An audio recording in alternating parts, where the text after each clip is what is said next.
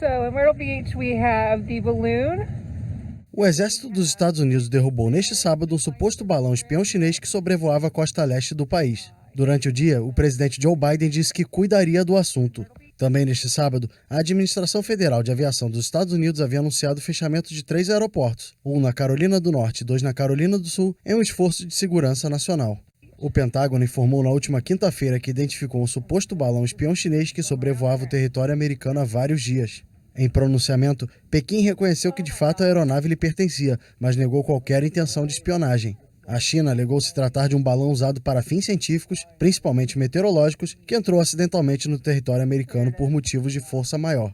O incidente estremeceu ainda mais as relações entre chineses e americanos, que adiaram a visita que o secretário de Estado Antony Blinken faria ao país asiático neste fim de semana. O Ministério da Defesa dos Estados Unidos também anunciou na sexta-feira que identificou um outro suposto balão de espionagem chinês sobrevoando a América Latina. O Pentágono, entretanto, não deu detalhes sobre a localização exata desta segunda aeronave.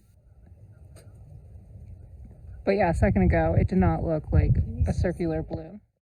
É bastante evidente agora que tanto a Rússia como a Ucrânia estão planejando uma ofensiva para depois do inverno.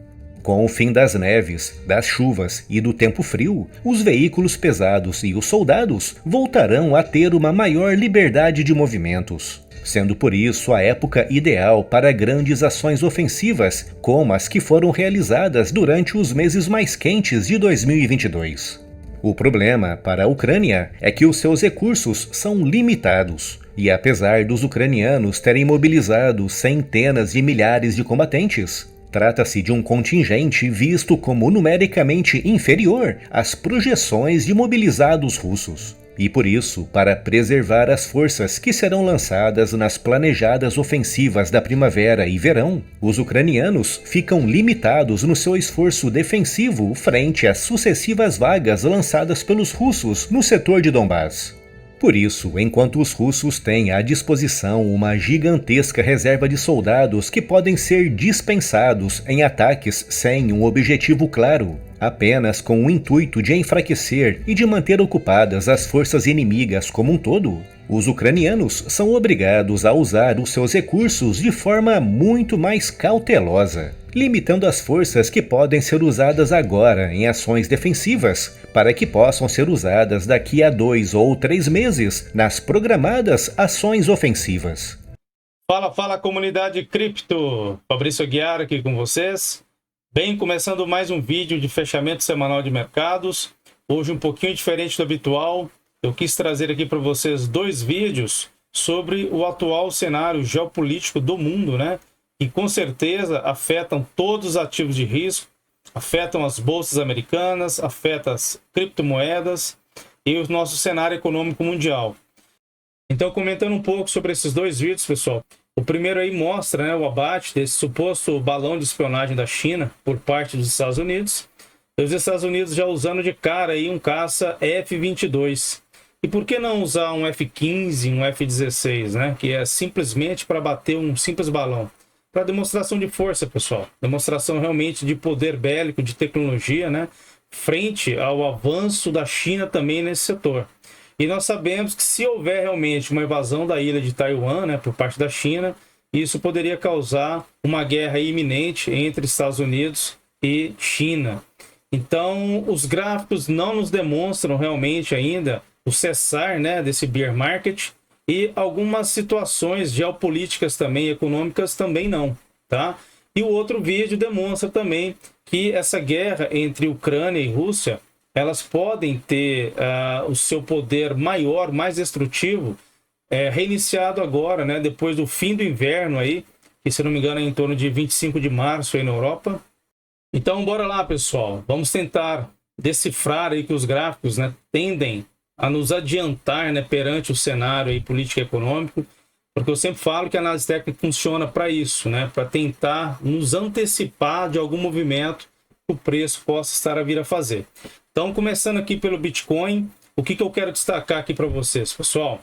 Já faz algum tempo que depois do rompimento, né, dessa média de 200 períodos, o preço ele vem subindo e o RSI aqui ele vem demonstrando para a gente queda, né, Então teria uma divergência de baixa aqui. E quando eu amplio aqui, ó, ela fica mais evidente ainda, né, pessoal? Olha só, o RSI fazendo cada vez topos menores, né, e fundos menores.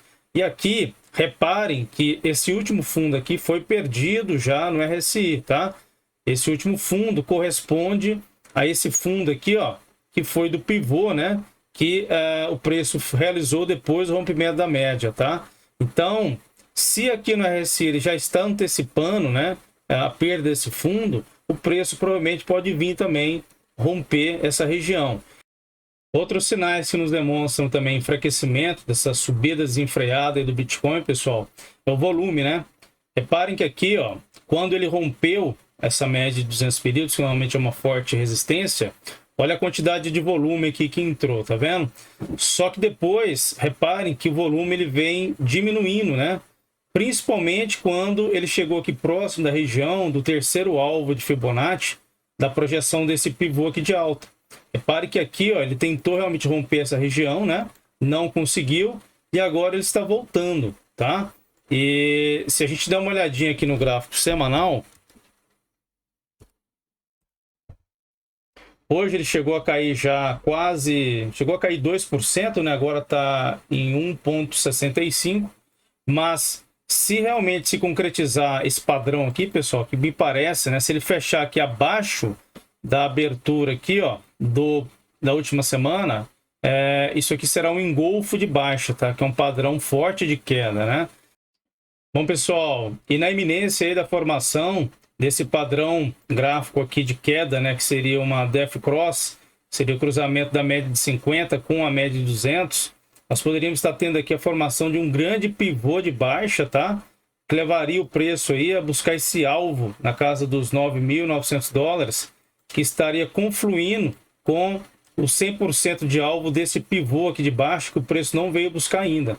Então, essa região aqui, ó, é uma região de fortíssima resistência, pessoal, para o Bitcoin, né? Nós temos aqui, ó, a retração de 61,8, que normalmente é a mais respeitada aí, né, pelas moedas. Nós temos a média de 50 descendente. Nós temos aqui a média de 200 também, né? E uma região aqui que anteriormente ela foi resistência aqui para o preço, pessoal. Reparem que depois que teve essa queda, né, o preço tentou realmente romper essa região aqui, não conseguiu. Olha os pavios, né? Então, eu não vejo assim um sinal ainda de compra aqui para o Bitcoin. E a gente pode ir até mais fundo, pode dar uma olhadinha no gráfico também mensal, tá? Mensal, eu estou vendo aí analistas falando, né? Ah, mas olha o tamanho aqui do candle, né? Positivo, olha o volume que entrou. Pessoal, mas olha aqui, ó, não houve o rompimento da média. Falhou bem aonde deveria ter rompido, né? A média, que é essa linha azul aqui, ela não foi rompida. E agora tentou novamente ser rompida pelo preço aqui, está falhando. E aí, se a gente voltar aqui, ó, no gráfico, olha só. Quando o Bitcoin esteve próximo dessa média aqui, ele sempre esteve ascendente, né? O preço esteve acima da média, né? Então aqui já nos indicava realmente uma tendência de alta pro ativo. Só que aqui o preço, pela primeira vez no gráfico mensal, ele perdeu a média e vem trabalhando abaixo dela já faz alguns meses aqui, né? Então, nada me leva a crer ainda que realmente seja o momento realmente da gente entrar em euforia aí e partir para as compras desenfreadas, viu, pessoal? Pessoal, é só mais um detalhe aqui no gráfico mensal. Repare que aqui, ó, em 2019, quando o preço começou essa retomada aqui de alta, né? A hora que nós tivemos um super candle de força aqui, o RSI ele rompeu essa barreira aqui dos 50%, né? Vindo trabalhar já na região de predominância compradora. Agora, me causa muita estranheza, né? Essa barra imensa aqui e o RSI ainda, ó, em região ainda de predominância vendedora. Ele não rompeu os 50%, pessoal. Então, RSI acima dos 50 é tendência de alta. RSI abaixo de 50 é tendência de queda. Então, não faz sentido essa barra imensa aqui, sendo que o RSI não está acompanhando o movimento, tá? Vamos lá falar da Ethereum, pessoal, depois do BNB, que eu quero passar rapidinho lá pelas bolsas americanas também, tá? Então, aqui na Ethereum, ó, repare que o preço também ele veio buscar o terceiro alvo, né? Não conseguiu romper esse terceiro alvo, que é normalmente onde mais temos realizações. E verifique que a média de 200 já está querendo inclinar para baixo também, tá? Então, divergência também aqui, ó, de baixa, como lá também no Bitcoin, pode indicar para a gente aqui mais quedas também aí, tá? BNB. BNB da mesma maneira aqui, ó, só que com movimento mais fraco, né? Ele não veio buscar o terceiro alvo, ele veio buscar aqui o primeiro, mas com divergência também, ó, de baixo. Reparem que em nenhum momento o RSI conseguiu romper, né, o topo anterior. Se a gente der uma olhadinha lá no preço, olha só, esse topo aqui, tá? Em tendência de alta, né? E aqui em tendência de queda no RSI. Então é divergência de baixa também aqui no indicador, que pode demonstrar para a gente enfraquecimento aqui do ativo, né? Repare que o volume também está muito baixo, né, pessoal? O volume em geral, ó, né? Vocês reparem que os volumes anteriores que a gente tinha no Ethereum, como está agora, no Bitcoin também, tá? Volume decrescente, né? Bem abaixo da média, tá bom? E aí, falando aqui do Bitcoin Futuros, que faz um tempinho que eu não passo aqui com vocês, repare que ele deixou aqui um gap, né? Ele deixou um gap aberto e o preço pode realmente estar vindo buscar esse fechamento. Isso aqui para mim é um sinal de reversão, que é um doji num topo, né? A média de 200 inclinada aqui para baixo. Teria este gap aqui para ser fechado e um gap aqui ainda aberto na casa dos 9.700, que estaria coincidindo, né, com o alvo, né, pessoal? Com esse alvo aqui que eu venho tanto falando, na casa dos 9.900 dólares também. Pessoal, vou passar aqui rapidinho pelo S&P 500 e pela Nasdaq e nós já vamos lá para a análise dos tokens, tá ok? Aqui no S&P 500, pessoal, no gráfico semanal, nós tivemos a formação aí de um movimento de pivô, tá? Porém, esse pivô, ele não teve fechamento acima do último topo, tá? O último topo aqui, né? No meu ponto de vista, para a gente ter a confirmação dessa reversão de tendência, a gente tem que ter um fechamento superior ao último topo, né? Então, o movimento aqui de pivô, ó, teve um impulso, né? Parou aonde? Bem aqui na linha de tendência de queda desse canal, né? Na linha superior. Fez a correção até a região aqui dos 38%, né? De FIBO. E aí engatou o pivô, tá? Ele superou a máxima, mas não teve fechamento, tá? Superior. Isso aqui para mim foi uma falha, tá? Apesar de ter rompido a média de 50 períodos, ele deixou uma falha nesse rompimento aqui do topo anterior. Então vamos ficar atento, porque o volume também cada vez mais decrescente, né? Tá bom? E na Nasdaq, a Nasdaq teve a confirmação, né, da formação desse pivô. Reparem que aqui, ó, ele teve um fechamento, né, superior ao último topo, tá? Só que parou aonde? Parou bem na retração aqui, pessoal, de 38%, ó, tá? Então, eu ficaria um pouquinho atento aqui também a esse movimento aqui no caso da Nasdaq, o volume também muito baixo, tá? Então, bora lá para os tokens, começar aqui pela Nelore, né? A Nelore eu havia comentado que esse candle aqui no gráfico mensal, ó, seria no caso aqui um gift, né? Que seria um padrão de continuidade de queda, e assim está acontecendo, né? Se a gente der uma olhadinha aqui no gráfico semanal, todas as médias aqui inclinadas para baixo, né? Menos a de 50, mas a de 8 períodos já cruzou a de 20 e a de 50 também, tá? Então o preço ele pode estar aqui se lateralizando, aguardando a aproximação das médias para mais prováveis quedas, tá, pessoal? Então eu acho que aqui o próximo alvo a ser testado pela Nelore, ele está aqui na região dos 3 zeros, né? Depois da vírgula, 860, tá? Se acaso perder esse último suporte aqui, pode vir buscar o fundo aí na casa dos 507, tá? Não tem entrada ainda na Nelore, pessoal. Eu também estou aguardando aqui, né, para mais compras, mas do meu ponto de vista aqui, nada a fazer por enquanto. Olha o RSI onde está, ó, né? Já perdeu o fundo anterior, está aqui em região de predominância vendedora e as médias também aqui no caso do MACD, ó, apontadas para baixo, já querendo cruzar o histograma aqui em tendência de queda, tá bom? No caso da Xblocks, está deixando hoje um padrão aqui no gráfico semanal de um padrão de possível reversão, pessoal, de tendência, né? Que seria um doji aqui no fundo, tá? Reparem que essa região aqui dos 2 dólares e 74, ela vem sendo testada aqui, encontrando suporte, né? Isso aqui são candles semanais, tá? Então aqui tocou uma vez, tocou 2, 3, 4, 5, 6, pela 7ª vez está tocando e não está conseguindo romper essa região. E aqui, se a gente der uma olhadinha no RSI, nós temos uma divergência de alta aqui, né? O contrário que foi mostrado ali no Bitcoin, no Ethereum, no BNB, aqui seria uma divergência de alta. Por quê?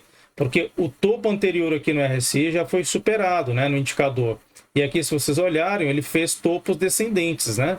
Então a gente pode estar vendo aqui o movimento do preço para vir buscar a superação desse último topo aqui, ó, na casa dos 12 dólares, como foi aqui também no indicador, tá, pessoal?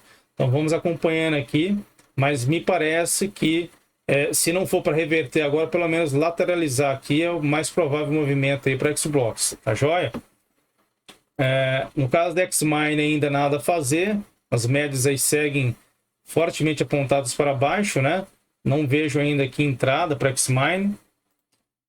Kitnet falhando aqui, ó, no gráfico mensal, no rompimento da média, né? Da média principal aí do gráfico semanal. Então aqui ele teve até volume, né, para tentar fechar acima da média, perdeu força e agora pode estar vindo buscar esse último alvo aqui também. Então não tem entrada para Kitnet, tá? O Utility Token, como eu havia comentado, veio buscar a região de fundo, pessoal. Tá vendo? Alcançou o primeiro alvo, olha que perfeição, né? Pegou o primeiro alvo aqui da projeção de Fibo.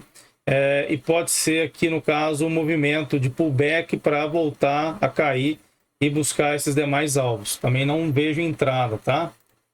No caso da Valos, nada a fazer, nenhuma demonstração de força compradora. Silos da mesma maneira, nada a fazer. A Vinhocoin, que agora acho que entrou aí no farm também da Xmine, né? Não vejo entrada aqui, pessoal. Preço trabalhando abaixo aqui das médias descendentes, né? O RSI também é região aqui de predominância vendedora. E o MACD também, ó, com as médias já cruzando o histograma para a parte inferior, tá? Então, sem entrada aqui também. A Bulls ela estava tentando aqui fazer um movimento, né, de rompimento da média para buscar uma reversão de tendência, mas falhou, né? Já veio trabalhar abaixo da média de 50 também. Então, tendência de queda aqui, inclusive com o RSI confirmando, tá? Não vejo entrada. Stake Master, mais uma vez, falhou aqui também, né, na tentativa de rompimento da média de 20 períodos semanais. Isso aqui chegou a ser um candle fortíssimo aqui de alta, né, mas bateu bem na média, pessoal. Para quem não acredita aí, quem acha que não funciona para token, né, a análise técnica tá aí, ó. Tentou uma vez romper, voltou. Tentou a segunda, voltou novamente. Pode estar vindo buscar o fundo, o último fundo aqui, ó, tá? Não vejo entrada aí também, tá joia? Arcanis Cards falhou também aqui na tentativa de rompimento da média aqui. Estamos aqui no gráfico semanal, ó. Tentou romper, né, essa média de 8 períodos, mas já está tomando um engolfo no candle dessa semana, né? Então, provável tendência de continuidade de queda, a média de 20 apontada para baixo e volume muito baixo também. Pessoal, aqui na Leve Invest, eu estava aguardando aqui a confirmação, né, desse pivô aqui de reversão de tendência no gráfico semanal, mas houve uma falha aqui, pessoal. Houve um impulso, né, a correção e o novo impulso para romper essa região. Só que reparem que aqui, ó, ele não conseguiu ter fechamento superior, tá, a esse último topo. Então isso aqui para mim é uma falha, né, de tentativa de reversão. Ele pegou o primeiro alvo aqui, ó, tá? Esse primeiro alvo, ele é correspondente do espelhamento desta perna de baixo aqui, desse pivô, tá? Teve um pivô aqui no gráfico diário, mas não foi confirmado no gráfico semanal. Essa região aqui é uma região realmente complicada para Leve, tá? De ser superada, porque por várias vezes, ó, deixou pavio, né? Houve falha aqui de rompimento. Então não vejo essa reversão que estava prestes a acontecer aqui se concretizando na Leve, tá? Muita cautela, pessoal, em novas entradas. Bom, é isso aí, pessoal. Muito obrigado para quem ficou até agora, aí, até o final do vídeo, né? E se você ainda não é inscrito, não deixe de se inscrever, ative o sininho de notificações e se puder, deixa o like aí para cooperar, para a gente conseguir levar esses vídeos aí para mais investidores, tá bom? Fique com Deus, um forte abraço e um bom fim de domingo.